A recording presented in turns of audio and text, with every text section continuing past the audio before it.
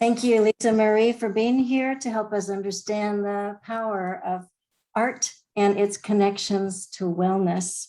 And thanks to everyone in the audience for joining us, being with us this evening. A little overview of the next 45 minutes together. First, Lisa Marie will guide us in a brief meditation focused on the logo that she designed for the Phillips. Then she will share her inspirations, challenges, triumphs, and goals for her past and present artwork, telling the stories of her DC murals, including the Love mural that many of you might know quite well, because I see it on your Instagram, and the Boxer Girl and the Equilateral Network, the lawn painting that was recently at the National Building Museum. Giving us a tour of the work that is behind her in her studio right now, and offering us a glimpse of what she will be working on. We'll have time at the end for questions and comments. Before we begin our meditation, I want to emphasize how fitting it is that Lisa Marie is here at the Phillips. Duncan Phillips also understood the transformative and healing powers of art, and that understanding is the origin story of the Phillips Collection. Duncan Phillips opened his home as an art gallery 100 years ago as the Phillips Memorial Gallery to honor the memories of his father, who died in 1917, and his brother James, who died the very next year of influenza in the pandemic of 1918. In his sorrow, Duncan Phillips said that he turned to his love of painting for the will to live. He wanted, quote, to occupy his mind with a large, constructive social purpose. He said, I saw a chance to create a beneficent force in the community where I live, a joy-giving, life-enhancing influence, assisting people to see beautifully as true artists see. And now, turn to Lisa Marie, a true artist who sees beautifully. Thank you, Donna. That was a really lovely connection there about the Phillips and how it was founded and how it was really inspired by art as a tool for healing. And you have 5 sisters. How cool is that? I didn't know that. So this is something new I'm just learning about you, which is lots of feminine energy, growing up with lots of feminine energy in the house. Healing energy, yes. That's so wonderful. So I'm going to go ahead and share my screen and pull up the Phillips logo that I created, the Phillips 100 Centennial Celebration logo. Let's see here. There, we'll get a nice full screen of it here. Okay. And just kind of invite everyone to just kind of softly kind of gaze at the logo and kind of soften your eyes and take a moment to notice your seat where you're sitting. So sort of find your sit bones and then sit up and take the top of your head and just kind of feel the top of your head expand up towards the ceiling. So you're really lengthening your spinal cord, and your spinal cord becomes a bit of an antenna. Now at this moment, I welcome you to continue to softly gaze at the logo, or if you'd like to close your eyes, I welcome you to do that as well. And begin to bring your attention to the base of the spine, to the sit bone, to the connection to the earth. And imagine a glowing red ball that is really encompassing your legs, your feet might be on the ground, your sit bones might be on your chair, and really feel that connection to the ground and envision it all being surrounded by this beautiful red energy. And take a deep inhale, and then take a deep exhale. Then moving your awareness into your creative center, which is right around the belly button of your body. Kind of like the womb creative center here, your stomach. And you can bring your hands to your stomach if you'd like, to kind of help you bring your attention to that area of the body. And here you're gonna imagine a glowing orange light, just encompassing this midsection, this stomach, this creative center. This is the chakra of your creative power. And take a deep inhale, and then exhale. And then bringing your awareness up to your solar plexus, that area right underneath the breastbone. And you could bring your hands there as well. It's kind of right lower than the chest, between the chest and the belly button. And this is your center of your personal power. And imagining a bright yellow light here, encompassing this whole area. This is the area where we focus on our self-esteem, where we can gain confidence to go out and move about the world. And then breathe into that yellow light, a deep breath. And then again, exhale. You can open mouth, exhale if you like. And then bringing the awareness up to your chest, to your heart. You can bring your hands over your heart if you'd like.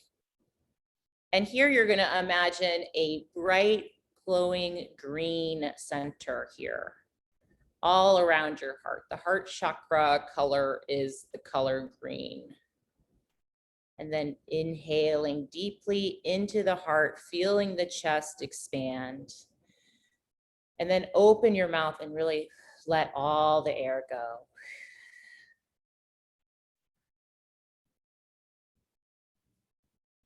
And then bringing your attention up to the throat center. If you'd like to touch your throat, you can, but it can be a very sensitive area. So you're also welcome to just bring your hands back down onto your lap. And here you're gonna imagine a bright blue color, like the blue of the brightest blue sky that you've ever seen. And here in the throat is where we cultivate communication, where we cultivate purity. And then breathe into the throat. And breathe out.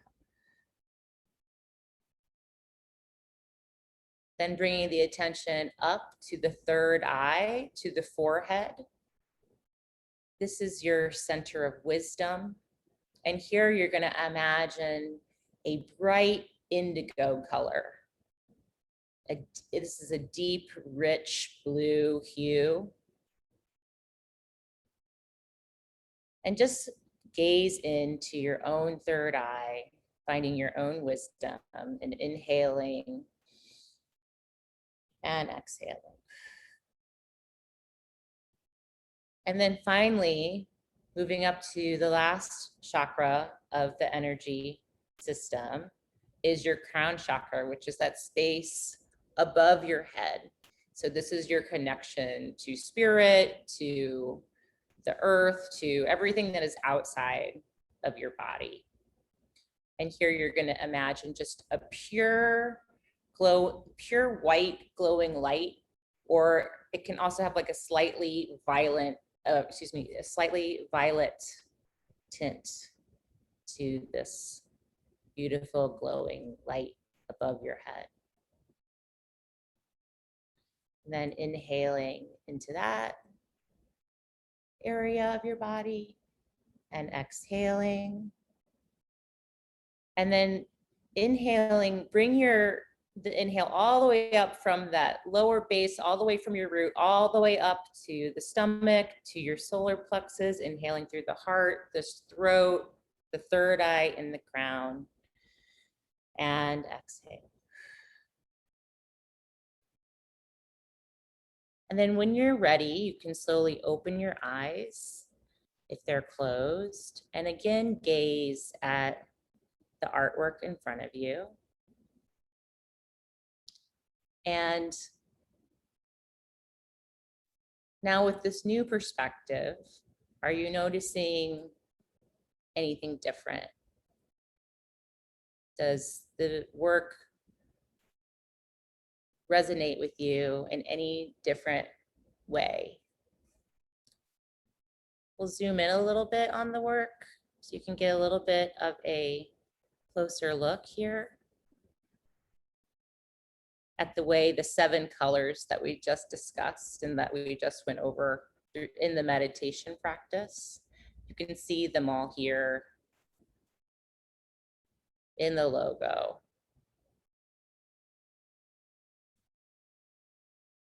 Creating the words and the letters, and creating these kind of basic, through these basic geometric shapes and bands, a very balanced, harmonious color.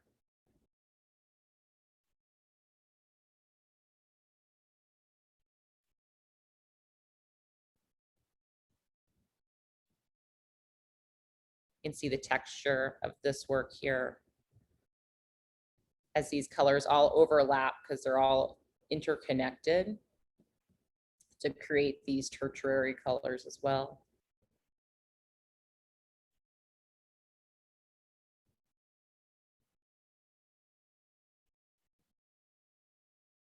And I welcome you to take a moment and, if anything, and to share with us a little bit in the chat now about anything that you witnessed, anything that you noticed, anything that came to mind. And it can really be anything to, you know, anything that about your experience going through the meditation or looking at the work. And if you could take that in the chat.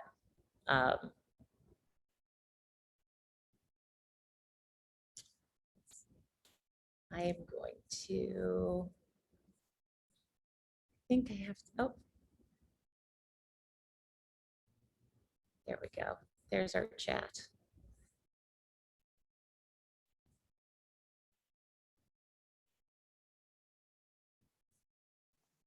Anything from, you know, if you felt like you just enjoyed the colors, you know, or do you know, did you learn anything about the color, you know, through the different ways that, you know, because through the, and this is just kind of, I wanted to share this meditation with you all because this is really kind of a daily practice that I do when I am creating art and I'm thinking about how I'm using the colors and how I'm helping using the colors to help to kind of balance my own energetic fields and my own physical body and how I'm feeling. I always feel better after going through all the different centers of the body. And as a painter and as a very visual person, connecting the color and really visualizing that color along with the different areas of the body for me is very helpful in a creative sense and also in an energetic, relaxing, cultivating creativity, kind of maybe understanding where things might be stuck in the body. Okay, so exactly what I needed after a day like today. This is one of the comments. I feel like the colors were more vibrant after I opened my eyes. That's really great. That's really cool. You know, I think when we can settle and come to our breath and then come back to something, we can see the subtlety, you know, in the artwork, in just our daily lives and our interactions with others, you know, taking a moment to quiet the mind and tune into the body can definitely help us enjoy our experience of life. And it sort of like turns the volume up on like makes life more colorful. That's been my experience also. Another comment is your description of the crown chakra color made me suddenly reminded of the paintings of the Pentecost with the Holy Spirit connecting through the apostles' crowns. Oh, cool. Nice. I love that. You know, I love that the description brought in visions of other artworks and other paintings. That's really cool.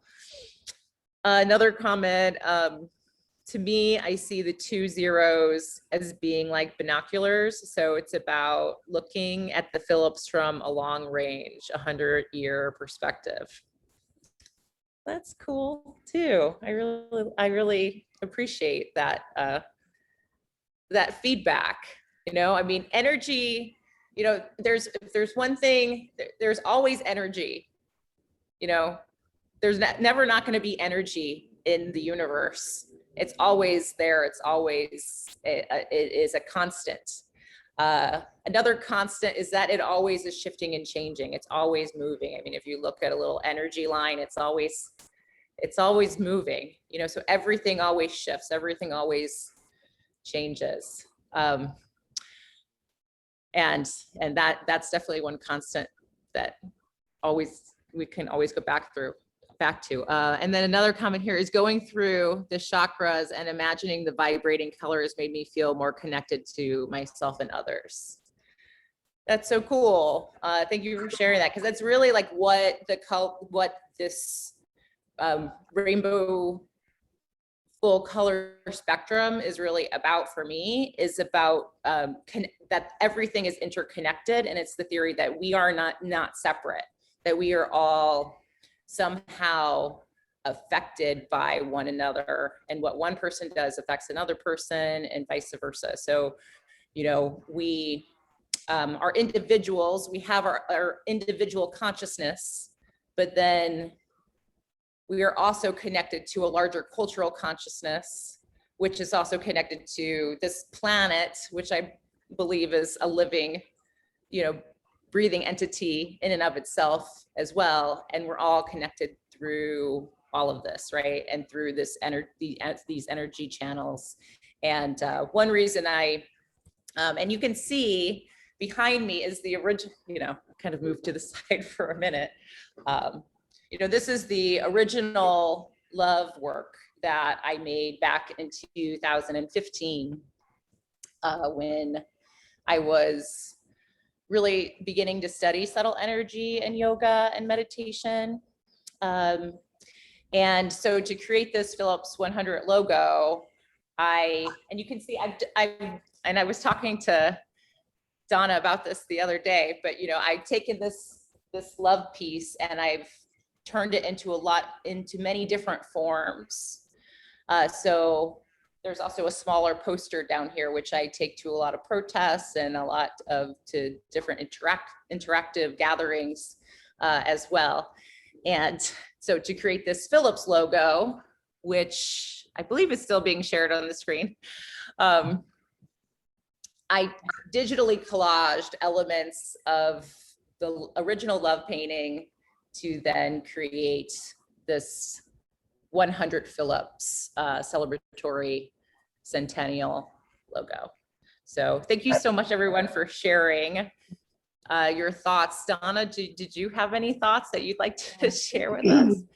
I did. Thank you so much for guiding us through that beautiful meditation. And when I was first looking at the logo, I was thinking about that negative space in the binocular part that Lynn mentioned. I was imagining it as like a pool I could dive into. It was welcoming me, you know, to fill that negative space. But then during your guidance and the meditation and thinking about the connecting chakras, getting up to the crown, I had a completely different vision of like, this crown is being lifted and the body's being lifted. I'm going up into a new space rather than diving deep. So you help me, I think, see both. Diving deep and ascending. So thank you. Just see, you know, just as Duncan Phillips said, Yeah. see differently and see beautifully. So it's what you did for me. Oh, well, thank you for sharing that. That's really great, because a lot of the meditation practices that I really like kind of do both, where you really feel grounded, to the earth, and you can really feel steady, but then you also can kind of clear the energy centers and then feel this joy, and then sometimes even kind of come outside of yourself and then see yourself from another perspective, see yourself from somewhere else, because the different perspectives are just really are really something special, something to like to bring more I don't know what's the right word, richness, to bring more richness, to our experience as humans and as our experience like in this body. So, we're a lot of times we're kind of like spiritual beings, like having this material experience, like living in a body. And so, I like that the work kind of can help people on wherever they are, kind of like with these types of concepts. I know a lot of different, in my life, I have had a lot of different journeys to kind of coming to these sorts of understandings. But the understanding the chakras and how our emotions can sit with us in our bodies, and then really paying attention to that, has been really healing for me over the years, and was a big part of how I first created this love painting behind me, which then became the Love Mural, which is probably one of now Washington's most photographed outdoor mural walls, and maybe one of the more popular murals, known murals, maybe internationally now, because I know there's a lot of people who are coming specifically to visit it. And people may or may not understand kind of some of this theory behind the colors, but it's very purposeful, the way that the geometry is, and that there's a 13 color spectrum, which I first just kind of discovered here when I did this love piece, because when you overlap all the 7 colors, then you also create these tertiary, you have the primaries and the secondaries with the main 7, and then you overlap them to create these tertiary colors as well. The magic of color. Well, speaking of your journey, I'm so curious about, how you came to meditation and to this really deep knowledge of the connections among, mind and body and art and geometry. And I know you have a mural that's called Meditation. Wonder if you could show us that and talk a little bit about how you came to this place. I do have a mural named Meditation, and I will happy to share that as well here. So let me share this screen. So this is a mural that I painted here in 2015. This piece, it was part of my DC Alley Museum project, which is a series of murals in Blagden Alley. It's the same alley where the Love Mural is located. So you can find it between M and N and 9th and 10th in the Northwest, 926 N Street rear. And I came to meditation really, after having a pretty bad fall and having a pretty bad concussion. And, just really, and a concussion, I think a lot of people have experiences with concussions, where you get a lot of headaches, you kind of are very sluggish. And really a concussion is an energy disorder. You don't look different necessarily. For me, I actually maybe started looking better because I started really taking care of myself and doing a lot of yoga. So, I had to kind of cut out a lot of toxins out of my life. So my skin got brighter. but, I was still really experiencing these headaches. And so I remember I kind of went away from the city to try to get away from the noise because everything was so loud. And I, at the time, took a yoga class, and I think the breathing really helped clear my head. And all of a sudden, I felt so much better. I just felt like myself again. And I was hooked. I was hooked on the yoga after that. So this is a piece that I painted in 2015. My concussion was in 2014. So this is about a year after that. Luckily, I still had all of my ability to understand shape and space. So that was not affected by my concussion, which was great. I did have some other things, like I had some sensitivity to sound, sensitivity to light, but my ability to understand shape and space was still very strong, and maybe even stronger at the time because I was so focused on that, because as some of the other things in my life, I did have to kind of let go of. Can I share some other murals too? Yes, please. Yes. Okay. This is another piece here that I did more recently to help advocate for DC statehood. And here again, I'm using these 13 colors, this 13 color, 12 color spectrum, and the color complements to make works like this. And I've used these different colors in just such a variety of ways. The image here on the left, I did for the Washington Capitals hockey team. When they won the Stanley Cup, they were doing a series of celebratory murals. So this is a rainbow color version of the Weagle, which is their main logo image. And then also on the right, Eleanor Holmes Norton, which was part of that 51 statehood project. And this was actually my very first mural that I did in 2009, Boxer Girl. And this is really actually where my interest in rainbows really began. So when I painted this piece, I just really wanted to paint all the colors. It was my first time I actually got some funding to do a mural, and I was really excited. I wanted to buy every single color, and this piece was sponsored and funded by the DC Commission on the Arts and Humanities Public Art Building and Communities Program. And I just painted, I painted a rainbow-like stars and stripes behind this figure, and she ended up. The Metropolitan Police Department reported that this mural decreased crime by 55% in the 4 months after it was painted.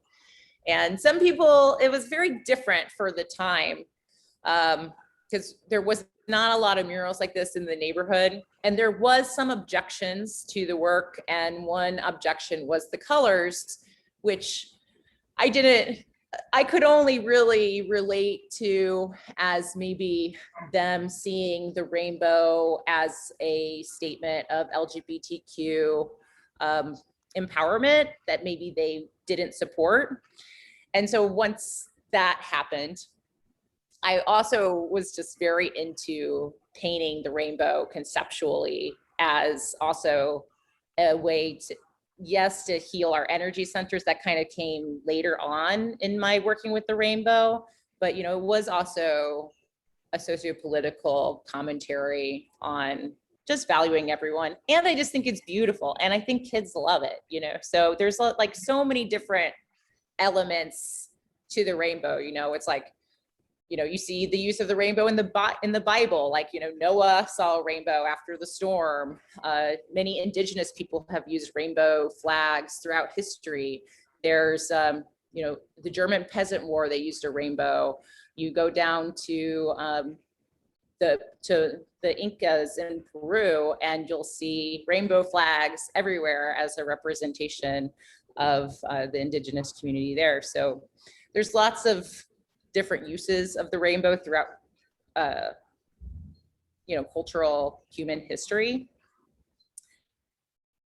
Yeah, And I go just ahead. want to say how amazed I am that mural in particular changed the neighborhood, that there's data that the crime rate went down because of this.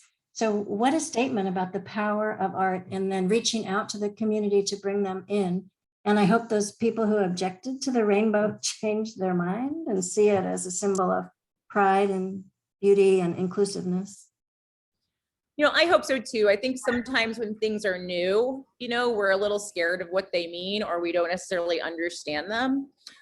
So, I hope that they came to love the piece, as well, and came to love like the piece that she's really kind of like the defender of the neighborhood, or of that particular area. That's how I like to think of her. And I also, as a child, I used to like to bike around my neighborhood and go visit, different things in the neighborhood. So I hope like the kids like to come visit it, and it's like, oh, I'm going to go visit the Boxer Girl today. That's how I always imagined it, Yeah, I think they do. They stopped to say hi to Boxer.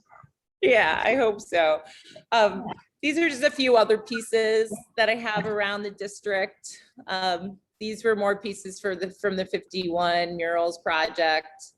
This is my Strong Woman parachute that I brought to the Women's March on Washington. It's a 24-foot diameter piece that folds up into a little bag, and you can put it in your backpack, and you can take it to the march, and then it folds out into this big, beautiful work. So there was about a dozen other artists who did similar works like this, and we all brought them to the march to really infuse it with art.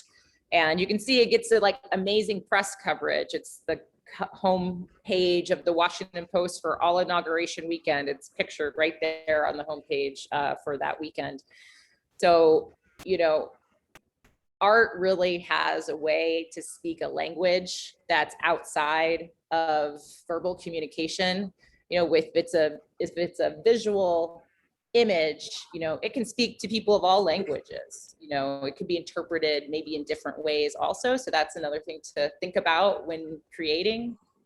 But I love visual communication and how it can really move crowds. This was a piece I did to celebrate the 50th anniversary of Stonewall, which was really a wonderful project. And you can see the love I've used the love here again in this piece.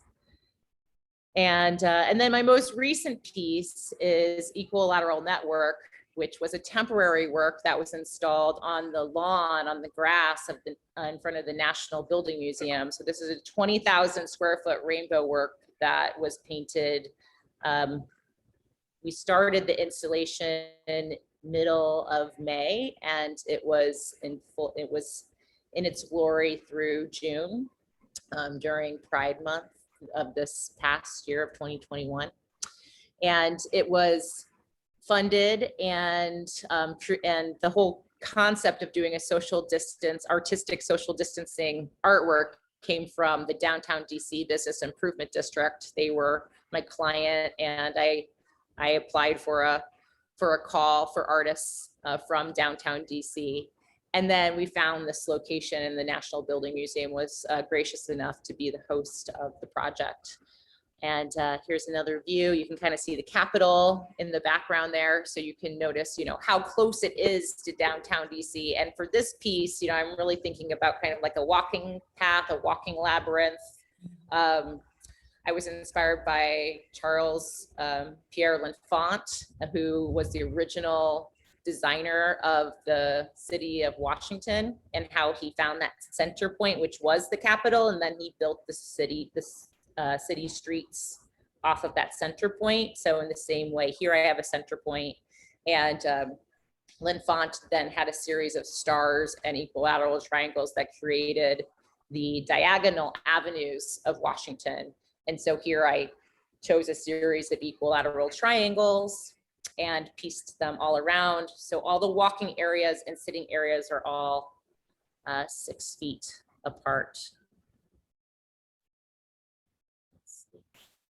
I'm actually going to move a little bit. Here's a few other like details. So when you're on the ground, like I thought this was really kind of cool. And this is all natural athletic field paint. So all of these color, all of this is just natural. None of it is harmful to the environment. And it just, the grass grows and then you cut it and then it eventually went away. But for a moment, it was like my imagination, my dream of just like walking, how can I turn this into, you know, like the color field, like walk through a whole color field was kind of the concept here.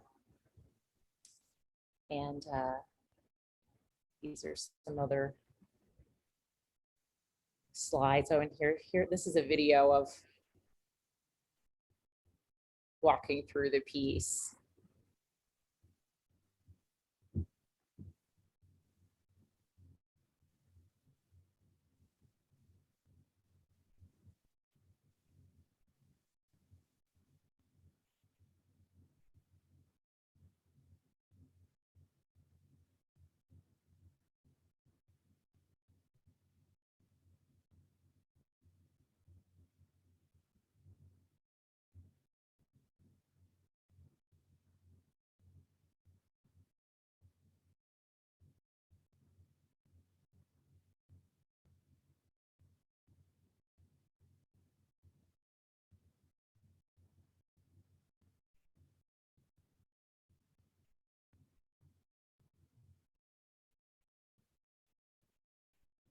So, you know, this work, I'm just trying to kind of bring a harmonious element to the city, help people come out, get back outside. Mm-hmm. I love that the triangles are 6 feet apart so we could enjoy it, but socially distanced. It's so beautiful and meditative, like the labyrinth, wanting to take a slow walk through it. Really beautiful. I wonder, are you planning to use this design and create it in another media? Oh, I would love to do it. I actually, you know, if you go to the National Building Museum website, I have a whole hour-long talk on my process of creating this piece. So that's a really fun talk. It goes from the drawings to, you know, how I actually figured out the dimensions and the shapes on the grass, to shows people interacting with the work. And it shows sort of the digital mock-up of the design. And I do imagine it to take some, this particular design to take some other forms in the future. So stay tuned. You know, it's to come on my list of works that are here that will be in life at some point. Yeah, I hope so. It's so beautiful. I Thank think you. just as Instagrammed as your love mural. So beautiful, such an important part of Washington, D.C. Miguel reminded me that we are almost out of time tonight. Oh, yeah, we're getting close. Let's look at a few more slides and then have some questions. Yeah, that sounds great. This is the love mural. And, you know, it's been shared so many times. It's been really amazing to see, you know, how this concept of kind of harmonized energy and then putting that onto the street, and how just automatically it just started drawing a just a plethora of people to the alley. I think it's I'm going to also, I wanted to share with you all this here. Come out. One more fun thing to share with you all tonight. Here, let's go to the beginning.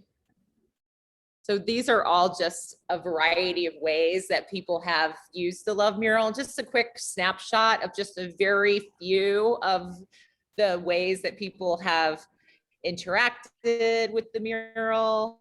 This one here is, you can see Lady Gaga actually on the right with the mural, which I think is kind of fun and really cool. I'm definitely a fan, so thank you. Thank you, Stephanie, for visiting. Thank you, Gaga. Some other fun ways that people have used the mural through using props, engage. There's been a countless number of engagement photos, just so many different joyful versions of the mural in so many different ways. I kind of love the way these are, how sometimes people interpret them with the different LOVE and how they can use their body, in the space too. People are using it, for different types of statements, to put out statements about equality and love for different, people just using it in so many ways. It's just really been beautiful to see the different the way people have brought creativity to the space, to the piece, and to the alley, and to DC, and how it inspires them. It's like it's a whole own. This phenomena of like the love mural is definitely like part, and I think of it as really a big part of the art. It's partly also like where it's located.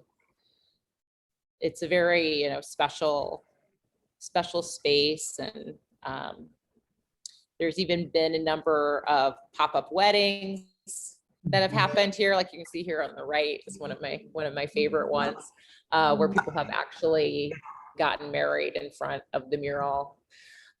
So it's been really beautiful to watch it have this life, and how it has influenced Washington. So.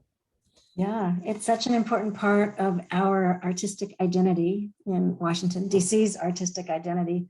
I wanted to invite our audience members to think about how you might respond or use the love mural, if you could. And we also just would love your questions. I know there's so much we haven't even talked about. We haven't had the tour of the works that are right behind you, Lisa Marie. I'm just peering over your shoulder to see what you're working on now. I know we're just about. Sure. You show us quickly. Yeah, do we have a few more minutes, right? Yeah, we have a few more minutes. Yeah. Okay, we have a few more minutes. There's one piece that you can see, my friend Elena here is on the chat, and I have this piece that I've done in her, an energy, I call this piece Cool Blue Energy Network. That's painted on her ceiling, actually. If you see her in the chat there, or on the picture. Can we pin Elena? Yeah, can you pin her? Elena, where is your ceiling? This is another one of my energy pieces. I painted this one in May, I think, actually right before I did the Equilateral Network piece. Oh. And then I'll show you some other pieces too on my wall. So, also welcome to my studio. I think it's really fun doing these virtual talks, because I actually get to show you more than what I would maybe show you if it was just, if I was just going to the museum and doing a talk. You get like this kind of special sneak peek into so many different pieces that I'm working on. So, just kind of get a little closer view too here of the love piece. This is painted with ink and brush on paper. So I had to be really, really careful, and in a real meditative state when painting this piece. There's a few other pieces here that I've done more recently during the 2000 period. Was this Heal artwork, Heal. and also this equality piece. These are beautiful works just on paper in their own sizes, but I also imagine them to take other life forms too, potentially as murals or other, larger paintings. And then here are a few other pieces that I've done. So this thank you work, which I'm not sure if are you guys reading that the right way, or is it flipped?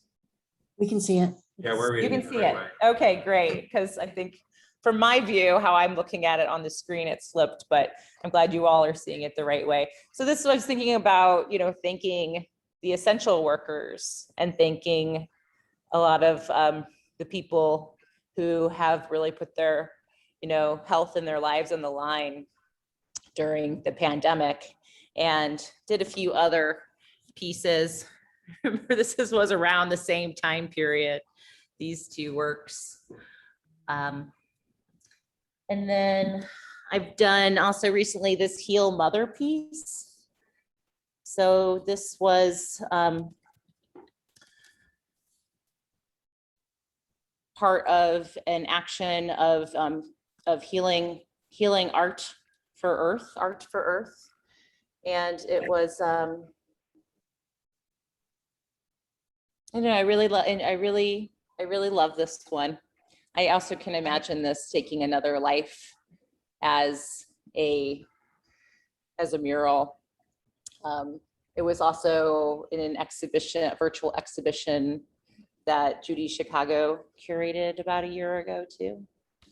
And there are a few other pieces down here that I'm really kind of vibing with, just these big, brilliant color pieces that I just feel can bring like a lot of happiness and joy in a time, where that is definitely something that we need. I feel like color and art can definitely be medicine in a lot of ways. So, I use it for that too. And these are a couple other versions of some of my love pieces. For example, this is one with the trans pride flag colors, the white, the pink, and the blue.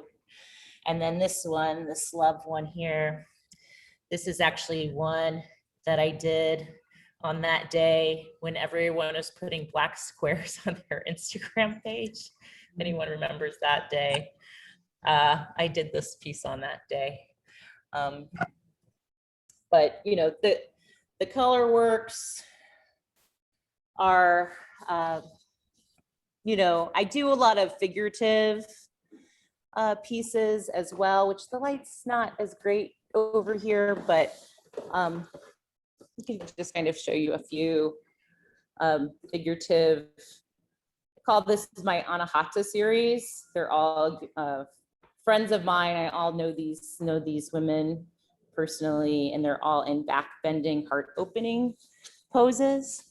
So I like to do figurative work as well, in addition to the color energy networks. And it's just really been lovely to be able to share these pieces with you all. I'm really grateful for the opportunity to have made an artwork to help the Phillips celebrate 100 years, which is like, wow, how cool is that? It's pretty amazing, and it's been a real honor to speak with you, Donna. Thank you so much for taking the time to understand my work a little bit better and ask me all these questions. And Miguel, thank you too. And thanks to the Phillips Collection. And, is there any last thoughts or last questions or anything that you might have?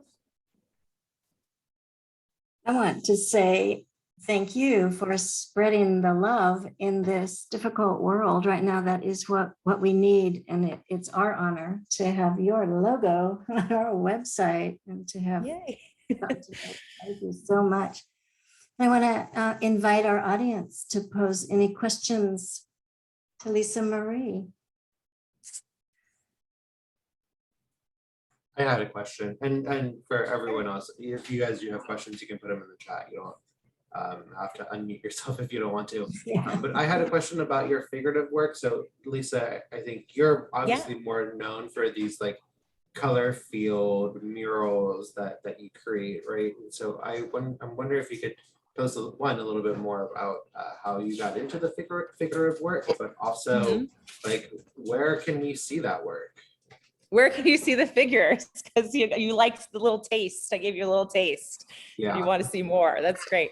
I've always done figurative work. I really kind of trained as a figurative painter, and that's as a younger artist, that is more of what people would have known of my work is that work, like the meditation piece, which was figurative.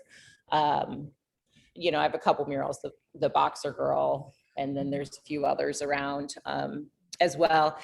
So you can go to Lisa Marie Studio, which is my Instagram page. It's also my website. I have a lot more at the moment on my Instagram page. You can email me at lm@lisamariestudio.com, and I'm happy to add you to my email newsletter, which I will soon be launching a whole new version of. And I'm soon going to also be launching a whole new website, which is very exciting. So if you would like to email me, stay in touch, lm@lisamariestudio.com, or you can follow me on Instagram at Lisa Marie Studio, or you can follow me also on Facebook as well at Lisa Marie Studio. And then you will get the updates for when I'm posting more about the new figurative works, and also when I launch the new website that will really have a fuller look at my whole portfolio over my career, over my creative career. So thank you for asking. No, they were so beautiful. We got a taste of them, and I was like, I want the whole meal. They were great. We do have a question someone sent in a question in the chat about the Boxing Girl, and wondering if the Boxing Girl is based on someone specific. Boxing Girl is not based on someone specific, but it is based on a specific artwork that I made, and I'll show it to you right now because I'm in my studio and it's very easy to do that. Oh, and here's another, this is another figurative piece. It's a self-portrait with the black heart. And then this was a collage series that I did of all boxing girls that I showed at Transformer Gallery back in, oh gosh, that was like 2008 maybe, when I did this series of work. So I know, and I was doing my first mural and I was like, what do I paint? I wasn't really sure what I wanted to paint. And I was like, well, don't, recreate the wheel, just do what you're doing, create, take what you're doing in the studio and put it on the street. And so at the time I was doing these boxing girl collages. And so that's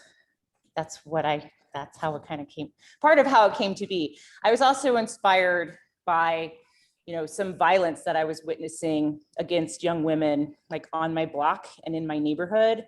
And I wanted, to put a piece up in the neighborhood that would really kind of speak to that and help build, respect for young women and help them build their self-esteem, and also just kind of help build that respect there, and just have something that was, empowering for young girls and for everyone.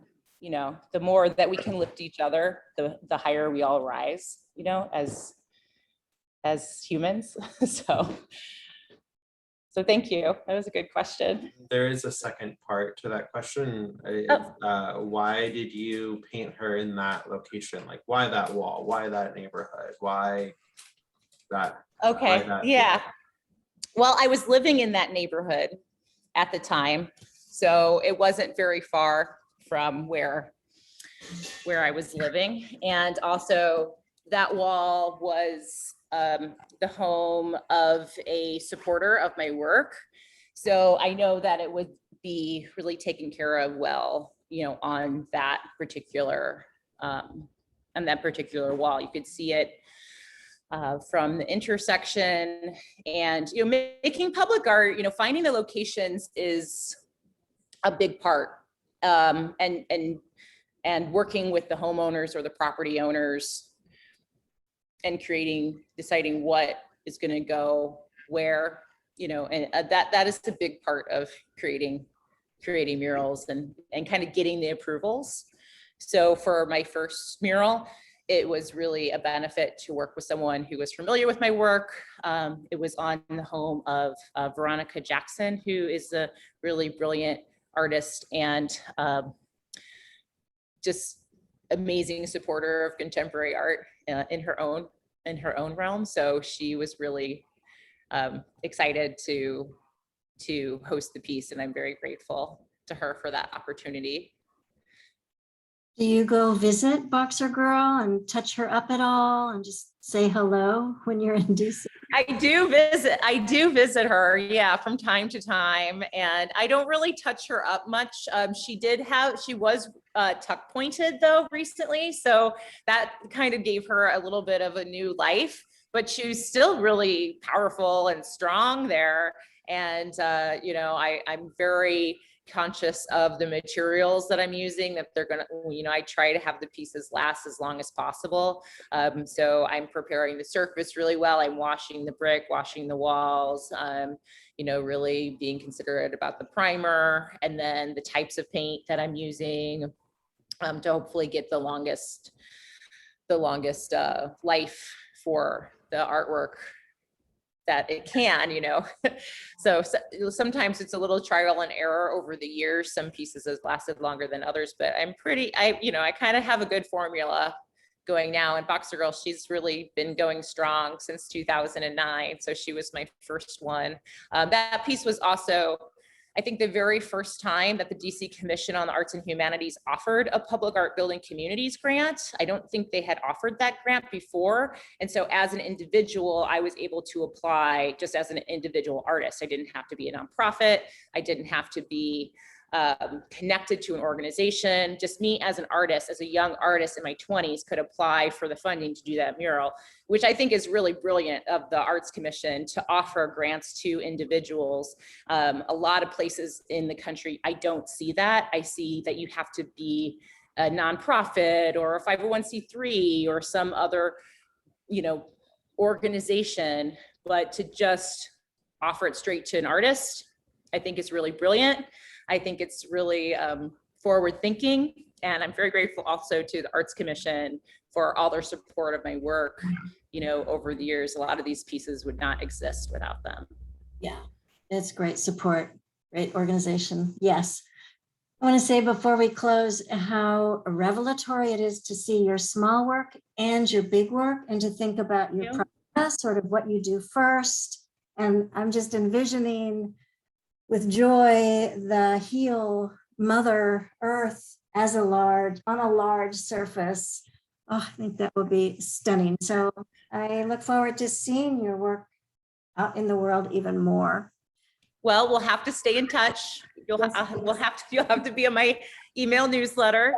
And we'll have to follow each other on Instagram, Lisa Marie Studio, and Phillips Collection. It's just Phillips Collection. So go to the Phillips Collection. That you guys have a great page too. And Donna, I know you are offering these really amazing noon meditations on different artworks that are featured at the Phillips, which I think is just like a really amazing program. And if you all haven't checked it out, it's pretty cool. I would check it out. Wednesdays, every Wednesday, 12:45. Please join us. And thank you, Lisa Marie, for joining us last week as a participant.